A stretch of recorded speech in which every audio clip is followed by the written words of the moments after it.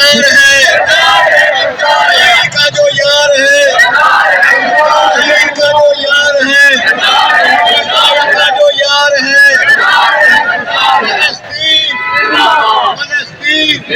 लाहौर। दी reporter news Lahore.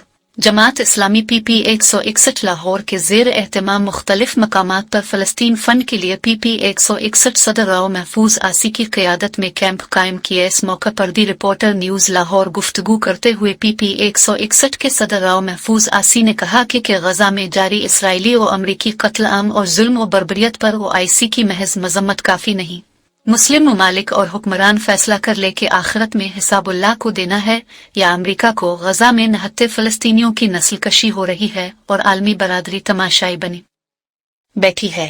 Israel नाजायज रियासत है जिसने दुनिया का अमन तबाह बर्बाद करके रख दिया है। उन्होंने कहा कि गजा अस्पताल के बाद पनागुज़ीन कैंप पर इसराइली फौज की बमबारी से 8000 फ़लस्तीनी शहीद हो गए हैं। इंसानी हुकूक के इल्मबरदार ममालिक, NGOs और अक़वाम मुत्तहिदा सब गूंगे बहरे और अंधे हो चुके हैं। उन्होंने कहा कि जमात इस्लामी ने गजा में महसूर फ़लस्तीनियों की मदद के लिए फ़ंड कायम कर दिया है। अहल पाकिस्तान दिल खोल कर अपने दके भाइयों की इमदाद करें।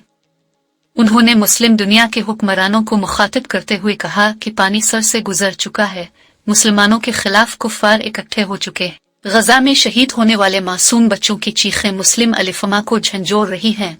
कुफ्फार हर तरफ से हम पर हमला आवर हैं। गैरत ईमानी का तकाजा है कि उन जालिमों को उन्हीं की ज़बान में जवाब दिया जाए। इमदादी कैंप से जमात इस्लामी के दीगर रहनुमाओं ने भी खिताब किया।